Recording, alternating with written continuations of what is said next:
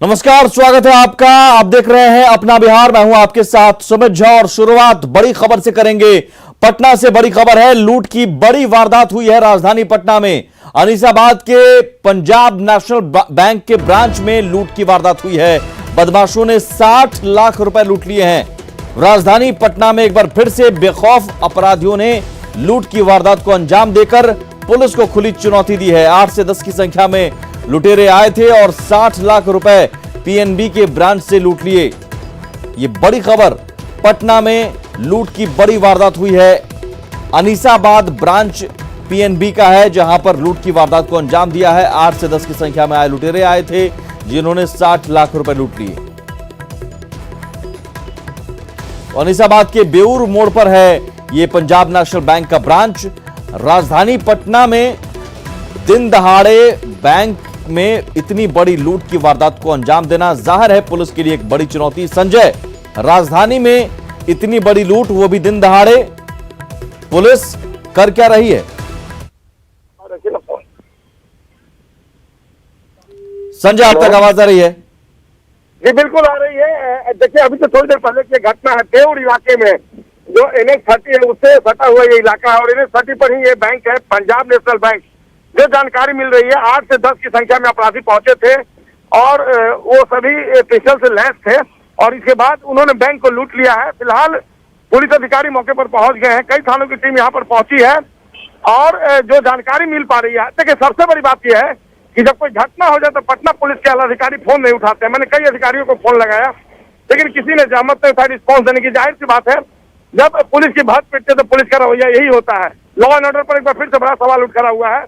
मैं ठीक इस वक्त बेऊर इलाके के पंजाब नेशनल बैंक के सामने खड़ा हूं जहां पर यह लूट की घटना हुई है। फिलहाल पुलिस ने बैंक के अंदर जाने की मनाही कर दी है लेकिन पुलिसकर्मी यहां पहुंच गया भारी संख्या में और जो जानकारी मिल रही है, यहां पर लाखों की लूट हुई है। और जी संजय, जिस जगह लूट की वारदात को अंजाम दिया गया है उस ब्रांच से, उस जगह से आसपास थाना या पुलिस चौकी की दूरी कितनी होगी? और अमाउंट जो है विवेक, मैं आपको बता दूं, अमाउंट काफी ज्यादा हो सकता है।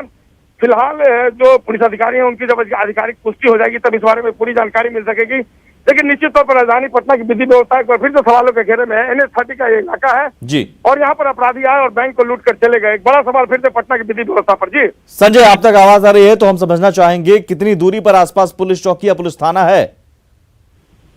देखिए, सबसे बड़ी बात यह है कि बेऊर थाने की दूरी यहाँ से बहुत अधिक नहीं है। बेऊर थाना बिल्कुल नजदीक में है और यहाँ पर जो लोग पहुंचे हैं, पुलिस अधिकारी हैं, वो पूरे मामले की छानबीन कर रहे हैं। अमाउंट कितने की लूट हुई है इंस्पेक्टर साहब? देखिए, बिल्कुल पुलिस अधिकारी जो है यहाँ पर पहुंच गए हैं लेकिन मीडिया से वो बात करने से मना कर रहे हैं। और एक बड़ा सवाल फिर से राजधानी पटना की विधि में जो सोर्सेज हैं वो बता रहे हैं कि भारी भरकम राशि है। थोड़ी देर में फिर से स्पष्ट हो पाएगी। लेकिन पटना में अगर 3 दहाड़े बैंक लूट जाता है तो निश्चित तौर पर कई सवाल खड़े होते हैं। फिलहाल पुलिस जो है वो CCTV फुटेज को खंगाल रही है। एक बड़ा सवाल फिर से उठ खड़ा हुआ है, कितने की लूट हुई है बता सकेंगे आप अमाउंट? आपको कोई जानकारी नहीं? आप मौके पर ही पहुंचे हैं, आपको भी जानकारी नहीं है अभी? तो देखिए, जो पुलिस अधिकारी पहुंचे हैं वो अमाउंट नहीं बता रहे हैं लेकिन जो सोर्सेज हैं वो भारी भरकम राशि बता रहे हैं। थोड़ी देर में मैं स्पष्ट कर दूंगा कि आखिरकार कितने की लूट हुई है। जाहिर है पुलिस भद पिटने की वजह से एक तो देरी से पहुंचती है। वारदात हो जाने के बाद दिन दहाड़े, अगर इस वक्त समझिए कि 4 बज रहे हैं, 3:30 के आसपास अगर वारदात हुई है तो सोचिए कि पुलिस करती क्या है। पटना में, वो भी बेऊर थाने से चंद दूरी की जगह पर है ये पीएनबी का ब्रांच, पंजाब नेशनल बैंक का ब्रांच। आज सोमवार का दिन है संजय। सोमवार के दिन ग्राहकों की भीड़ रहती है और तब जाकर ये कामकाजी के दिन में और सोमवार के दिन बहुत सारे लोग आते हैं। उस समय इस इतनी बड़ी वारदात को अंजाम देना, जाहिर है बदमाशों को ये लगता है कि पुलिस उन्हें कुछ नहीं कर पाएगी, पुलिस उन्हें छू भी नहीं पाएगी और वो बेखौफ होकर अपनी वारदात को अंजाम देंगे और निकल जाएंगे। उसके बाद पुलिस ढोल पीटने के लिए आएगी भले ही। उसके अनुसार 60 लाख रुपए की लूट है और अगर इतनी भारी भरकम राशि लूटी जाती है तब अंदाजा लगा सकते हैं कि सुरक्षा की किस कदर व्यवस्था थी, अब कहां से लापरवाही हुई, किस कदर चूक गई, जांच का मामला है। लेकिन अगर 60 लाख रुपए की राशि, जैसा कि जानकारी मिल पा रही है, फिलहाल जो सोर्सेज है वो बता रहे हैं, आधिकारिक पुष्टि होनी बाकी है, तो निश्चित तौर पर एक बड़ा मामला राजधानी पटना में। और कोविड-19 के संक्रमण के बाद फिर से एक बार विधि व्यवस्था पर सवाल उठ खड़ा हुआ है राजधानी पटना की अगर बात कर ले तो। जी फिलहाल जी बहुत शुक्रिया संजय इस जानकारी के लिए। आप अपडेट लीजिए और भी, लेकिन तस्वीरें वही हम दिखा रहे हैं, बैंक के अंदर की तस्वीर है और पुलिस आप देख रहे हैं पहुंची हुई है, हर वारदात के बाद पहुंचती है और दावा यही कि हम जल्द पकड़ लेंगे अपराधियों को। लेकिन सवाल है कि दिन दहाड़े अपराधी वारदात को अंजाम देने की हिम्मत कैसे कर लेते हैं, वो भी राजधानी पटना में।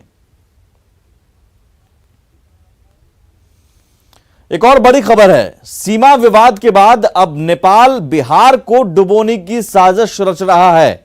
बिहार में बाढ़ के खतरे के बीच नेपाल सरकार ने बांध मरम्मत का काम रोक दिया है, जिसे लेकर बिहार के जल संसाधन मंत्री संजय कुमार झा ने भारत के विदेश मंत्रालय से इसमें हस्तक्षेप करने की मांग की है। गौरतलब है कि गंडक बैराज के 36 गेट हैं, जिसमें भारत के हिस्से में पड़ने वाले 17 गेट की मरम्मत की जा चुकी है बिहार सरकार की ओर से। लेकिन नेपाल की ओर से अड़ंगा लगाए जाने की वजह से नेपाल के हिस्से में पड़ने वाले 18वें से 36वें फाटक की मरम्मत नहीं हुई है, जो कि गंडक बैराज के इतिहास में यह पहली बार हुआ है। पूर्वी चंपारण के ढाका अनुमंडल में ललबकया नदी है। ललबकया नदी पर निर्माण कार्य रोके जाने से बिहार में जल प्रलय का भी खतरा बढ़ गया है, उत्तर बिहार में खासतौर पर, जबकि ललबकया नो मेंस लैंड है। और इतना ही नहीं, नेपाल ने कई और जगहों पर भी बांध की मरम्मत काम को रोक दिया है। मरम्मत के सामान भी नहीं पहुंच पा रहे हैं। नेपाल की इतनी बड़ी हिमाकत, पहले ही नक्शा को लेकर उसने दावा किया, लिपुलेख, कालापानी जैसे इलाकों को अपने इलाके में, अपने नक्शे में, नेपाल के नक्शे में शामिल कर लिया संशोधन करके, और अध्यादेश भी पारित कर लिया, जबकि भारत ने कड़ा ऐतराज जताया। और अब बिहार में बांध मरम्मत का काम रोकने की हिमाकत कर बिहार को डुबोने की साजिश रच रहा है। नेपाल में लगातार हो रही बारिश की वजह से उत्तर बिहार के कई इलाकों में बाढ़ आने का खतरा मंडरा रहा है, लेकिन चिंता की बात यह है कि नेपाल में जो बाढ़ राहत का कार्य हो रहा था उसे रोक दिया गया है नेपाल की तरफ से। जल संसाधन मंत्री संजय झा हमारे साथ मौजूद हैं। सर, आप विदेश मंत्रालय को चिट्ठी लिखने वाले हो, चिट्ठी लिखने की वजह क्या है और क्या समस्या आ रही है? जो वाल्मीकि नगर में जो गंडक बराज है, गंडक बराज के अपस्ट्रीम में जो हमारा 18 गेट है नेपाल साइड में, टोटल 36 गेट है, उसमें लास्ट गेट के ऊपर उन्होंने बैरियर लगा दिया है। और उस बैरियर लगाने की वजह से जो इंजीनियर हैं, जो मजदूर हैं, जो फ्लड फाइटिंग मटेरियल है, उसका मूवमेंट में दिक्कत हो गया है। कल रात भी 1.5 लाख क्यूसेक पानी गंडक से निकला है, और अगर इनका मूवमेंट नहीं होगा, कल को और कोई सीरियस बात होती है और वहाँ फ्लड फाइटिंग का काम नहीं हो पाता है, तो निश्चित रूप से नॉर्थ बिहार का ये एरिया पे बाढ़ का खतरा हो जाएगा। तो हम लोग यहाँ भी कोशिश किया गया, ललबकिया में भी आप जानते हैं कि मोतिहारी में भी जो नो मैंस लैंड लोग बोलते हैं, और वहाँ ऑलरेडी बांध बंधा हुआ है, उसको सिर्फ रिपेयर होना, उस रिपेयरिंग के लिए भी प्रॉब्लम हो रहा है। ऐसे ही मधुबनी में जयनगर के पास, उसके अपस्ट्रीम में ऑलरेडी बांध बंधा हुआ है कमला, रिपेयर होना है, ये नया बांध नहीं बनना है। जो ऑलरेडी बंधा हुआ बांध है, जो पिछले साल डैमेज हो गया, उसको ठीक करना, उसमें भी प्रॉब्लम कर रहा है। तो हम लोग डीएम वगैरह बात किए हैं, लेकिन अभी तो बहुत कुछ बदलाव आया नहीं है। हम लोग भारत सरकार के संपर्क करके उनको जानकारी, यानी कि सर स्थिति खतरनाक है उत्तर बिहार के कई जिलों में। अगर परिस्थितियां ऐसी रही और मानसून की बारिश तो लगातार हो भी रही है, तो फिलहाल अलार्मिंग सिचुएशन है उत्तर बिहार के कई जिलों। अलार्मिंग तो मैं नहीं कहूँगा, लेकिन हाँ, खतरे की बात तो है ही, अगर क्योंकि आपको पता है कि हम लोग का लोकेशन जो है, हम लोग डाउन स्ट्रीम में है, अप स्ट्रीम में नेपाल है। अब ऐसी परिस्थिति में अगर हमारे लोगों का वहाँ जाने आने में दिक्कत होगी, मटेरियल जाने में दिक्कत होगी, तो समस्या तो है। कैमरामैन सुबोध के साथ आनंद अमृतराज, न्यूज 18 नेटवर्क, पटना। बांध की मरम्मत में नेपाल की ओर से अड़ंगा लगाए जाने के बाद तेजस्वी यादव नीतीश सरकार पर भड़के हैं। तेजस्वी यादव ने कहा कि बाढ़ का खतरा बढ़ने पर अपनी जिम्मेदारी से बचने के लिए अब नेपाल को निशाना बना रहे हैं। तेजस्वी ने बिहार सरकार से पूछा है कि इतने दिनों से वे बांध मरम्मत को लेकर क्या कर रहे थे। वहीं चिराग पासवान ने जल्द ही इस विवाद के निपटारे की उम्मीद जताई है। केंद्र को लिख रहे हैं, एक साफ तौर पे ये समझ सकते हैं कि ये अपना पलड़ा झाड़ रहे हैं। हमको आश्चर्य हो रहा है कि अभी जो है मानसून शुरू हो चुका है, हमने केवल पटना राजधानी की देखी कि किस प्रकार से जल जमाव हुआ। हम ये दावे के साथ कहते हैं, जो 36 गेट में से जो 18 गेट अपने बिहार में है, 18 गेट जो नेपाल में है, यहाँ काम रुका हुआ है और अभी ये जागे हैं। नहीं, मुझे विश्वास है कि अगर एक्सटर्नल अफेयर मिनिस्ट्री के संज्ञान में अगर ये बातें आएंगी, जल्द से जल्द केंद्र सरकार हमेशा तत्पर रही है बिहार को लेकर। मैं खुद इसका साक्षी हूँ। हर वो समस्या जो केंद्र सरकार के संज्ञान में आई है या उनको बताई गई है, उस पर केंद्र सरकार ने, हमारे प्रधानमंत्री खुद आदरणीय नरेंद्र मोदी जी व्यक्तिगत तौर पर वो हमेशा से इस बात को लेकर चिंतित रहे हैं कि बिहार में अधिक से अधिक सुविधाएं हों। तो भारत नेपाल सीमा पर तनाव की स्थिति है। पूर्वी चंपारण में नेपाल ने आपत्ति जताते हुए बांध के पुनर्निर्माण कार्य को रुकवा दिया है। वहीं सीमा से सटे नेपाली गांव के ग्रामीणों ने नेपाल प्रहरी के सामने एसएसबी जवानों से बदसलूकी भी की है। भारतीय सीमा क्षेत्र पर हक जता रहा नेपाल। बांध निर्माण कार्य को नेपाल ने रुकवाया। नेपाली नागरिकों की एसएसबी जवानों से बदसलूकी। हर कुछ जो है ना इसमें खराबी कर रहा है नेपाल। बॉर्डर को रोक दे रहा है, नहीं बांधने देंगे, बांध को नहीं बांधने देंगे, टूटे चाहे कुछ हो, को लाठी फराठा सब लेके मार करने आता है। अब मारा भी है, एसएसबी को मारा भी है, घींच कर वहाँ।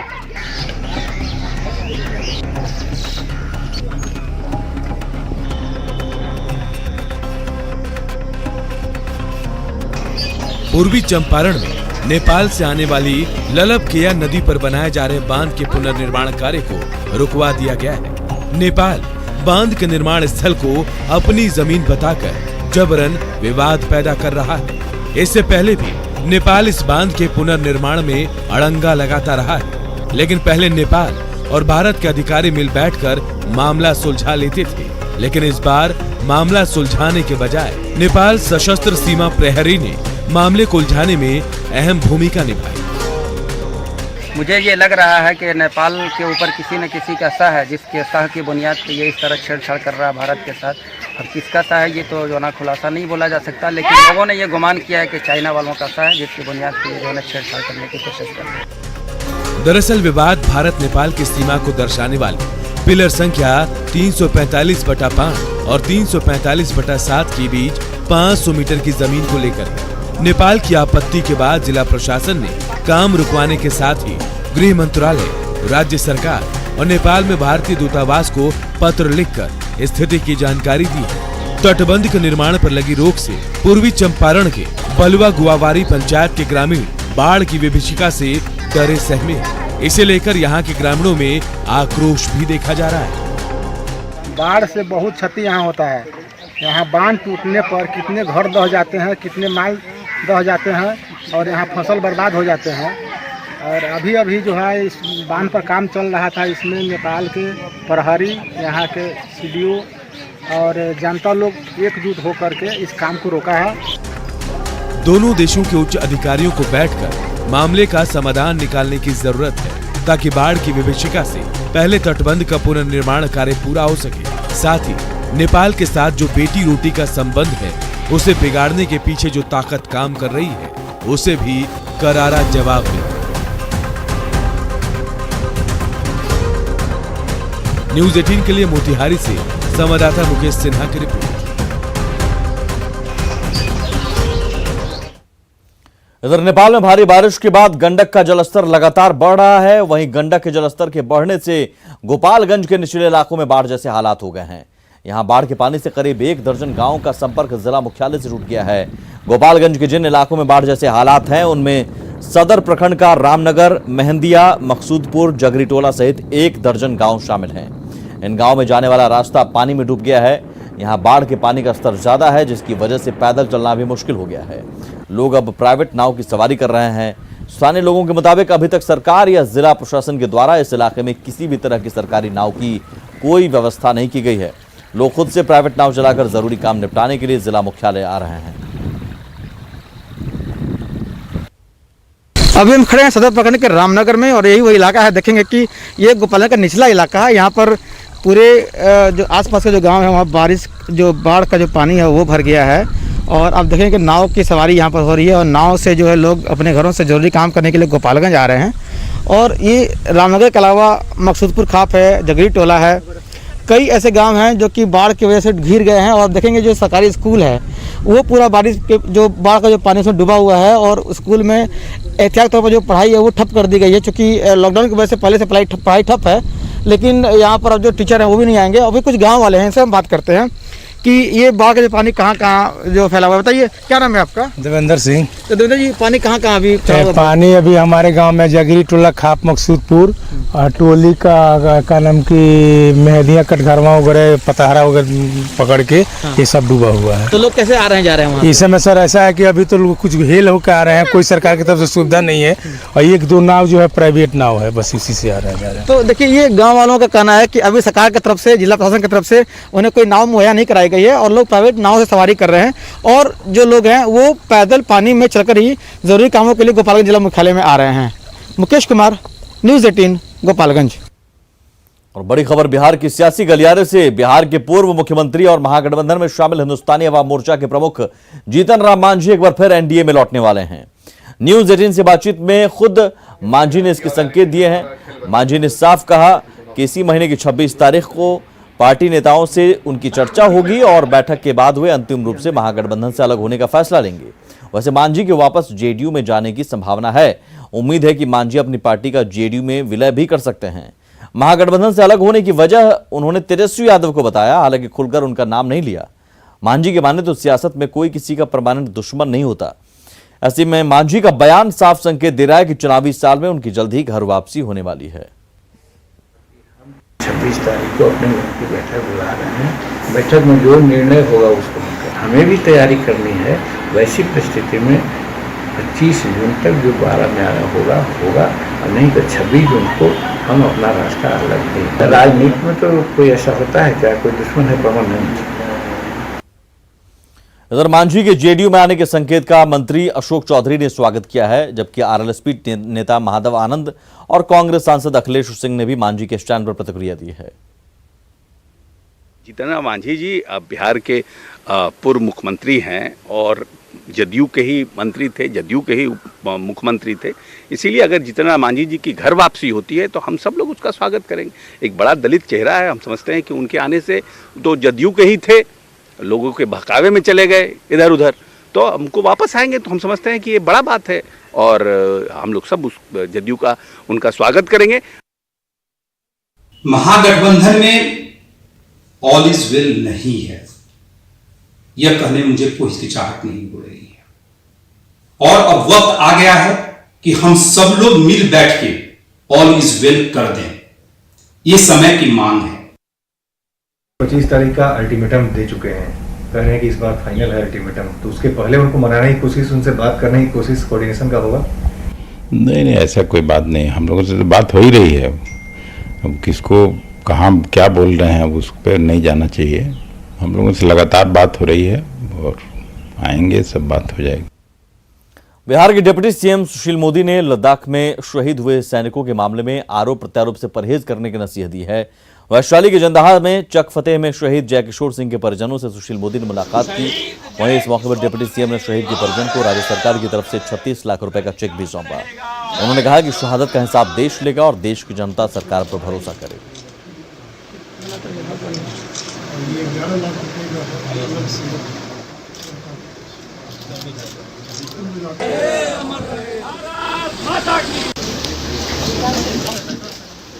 तो ये तस्वीर डिप्टी सीएम सुशील मोदी की वैशाली के शहीद जयकिशोर सिंह के परिजनों से मिलने पहुंचे, उनकी तस्वीर पर फूल चढ़ाए और देखिए चेक सौंपते हुए ढांढस बंधाया उनके परिजनों को।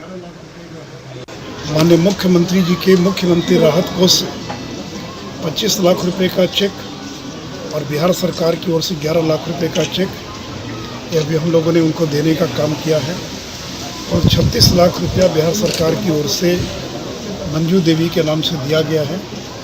सरकार ने यह भी निर्णय लिया कि इनके परिवार के किसी एक व्यक्ति को और सरकारी नौकरी भी दी जाएगी।